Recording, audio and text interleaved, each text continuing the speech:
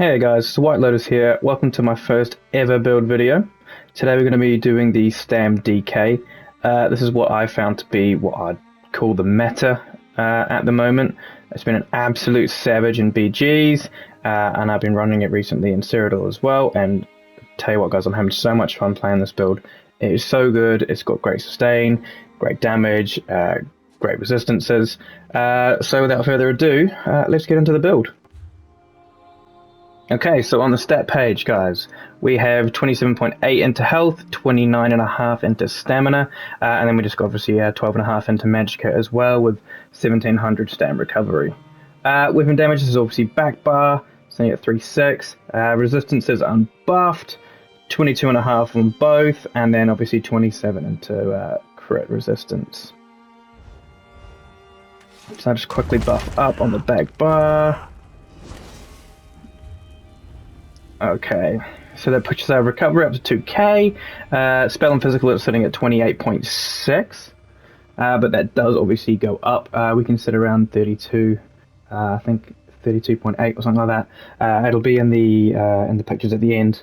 So we got all 64 points into stamina as well. Okay, currently we are an orc, but my personal opinion, I think Dark Elf would probably be best, and that is just because of obviously the flame resistance they get and the amount of magicka DKs that are running around at the moment. Okay guys, so to start us off, we're going to have a look at our slottables. So for the pots, we are currently using the immovability pots. These things are awesome. Obviously they're going to give you the two main stats you need, your health and your stamina, and they're going to obviously boost your recoveries, as well as giving you the knockback immunity. So this, for me, is probably one of my favorite pots at the moment, just because it gives you the chance to turn around and be offensive very quickly, especially with the sets we're running. You see that in a bit. Obviously, the immune to knockback is where the advantage has come from. When it comes to food, we are currently running, and I don't have any on me at the moment. Of course I don't. We're running the Artaeum takeaway broth. Okay, so it's going to give us health recovery, stamina, and stamina recovery. If you did want, you can run, obviously, Dubious Cambrian Throne. I'll probably be running this after this has expired because, to be honest, I'm broke. So yeah, I'll probably be running the Dubious Cambrian as well. Just to give you the health, stamina, and obviously stamina recovery as well. Health recovery is nice, although it's not as important in these last few patches. So yeah. Onto the sets now, guys, and probably no surprise at all, we're running the Plague Break set. This thing's just great. So if you haven't had a look at this, have a look at it, guys. It's going to give you pen, damage, and then it's going to give you the added 5-piece here, which will give you the plague carrier dealing disease damage over a certain duration.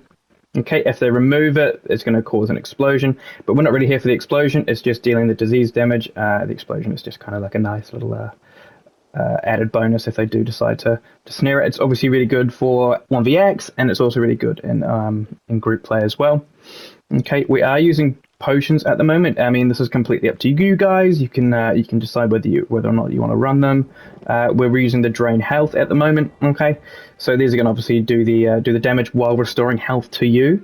I know it's only a 1.6 second tick, but that's fine. Obviously, you're going to be getting a little bit of health and stamina back. And obviously, there we go. Reduces the physical resistance. All right.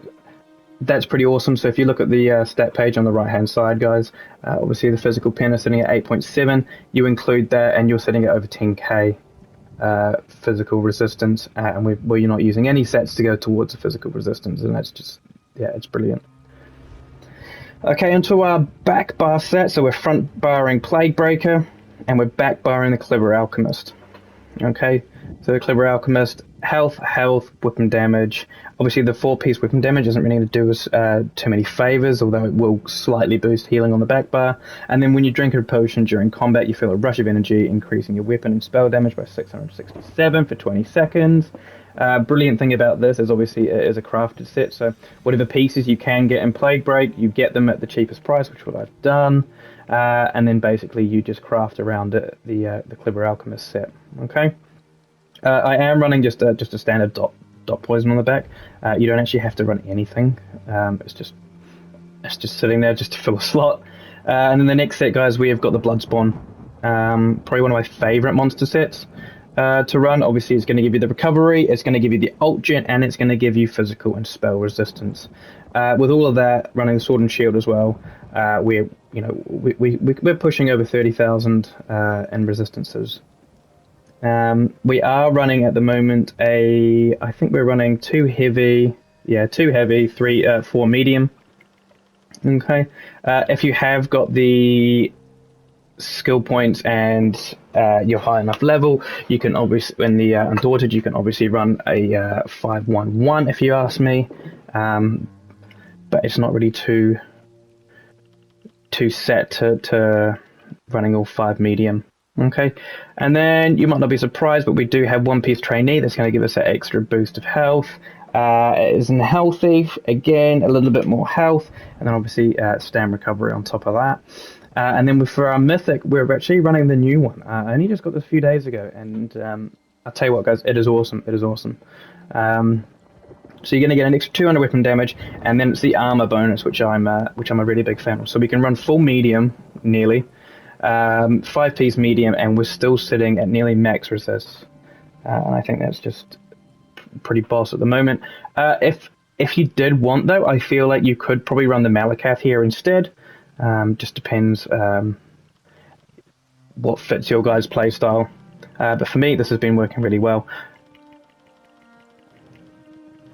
Okay, so we're looking at putting everything into Impen. I just haven't transmuted these pieces yet. I would be putting that probably into Impen as well, into both of them, just to give us obviously that crit resistance, because we know what the Nightblades can do at the moment. So I'd probably be putting it all into Impen if you can. Okay, now on to the skills, guys. We'll go front bar first. So we're obviously going to be running Venomous Claw, Rally, Noxious Breath, Executioner, Dizzy Swing, and obviously the Take Flight. Okay. Back bar, we are running the Temporal Guard, and that's for the minor protection on the back bar. Also super handy to get you out of sticky situations. This is a bit of a flex spot. Shuffle, you could obviously run Shuffle, you could run Elude, you could run whatever you want here. It's completely up to you and your playstyle again. Same with Cauterize. I do like Cauterize. I mean, it's a slightly cheaper magical option. So if you are in trouble and you are low on stamina, you can obviously spam this a couple of times as well to get a nice heal on yourself. And then obviously we've got Fragmented Shield as well. This is here for the major mending. Absolutely crucial. I mean, this just, you can go from almost 0% health to almost full with a Fragment, a Potion, a Vigor, and a Cauterize. And then obviously we are running the Resolving Vigor and Hardened Armor. You can run either more for this, whatever works for you. I do find, people might not agree, but I do find that the Damage Shield really does help out. You pop that just after a Fragmented Shield with a Vigor. You've got 2 minor shields, which are going to save you from the next hit, and then you're able to get your heal off while you got your major mending on as well. Okay. So I'm not going to really go through the champion points at the moment, guys, because as you can see in the bottom right, my champion points aren't exactly the highest at the moment. I have a lot to do. I did take a long break from the game, but we will just go through really quickly. Okay, so on the champion bar, we'll go to the green tree first. It's nothing really important. We all know that they're pretty boring. And then we got a Master at Arms, Thaumaturge, and it's for the damage over time. Ironclad and Resilience, just for a little bit more crit resistance. And then we are going to be sitting with the Relentless, Sustained by Suffering, Fortified, and Boundless Vitality. That's for more max health, more armor, more recoveries, and then to give you major protection once you've been stunned. This one is key.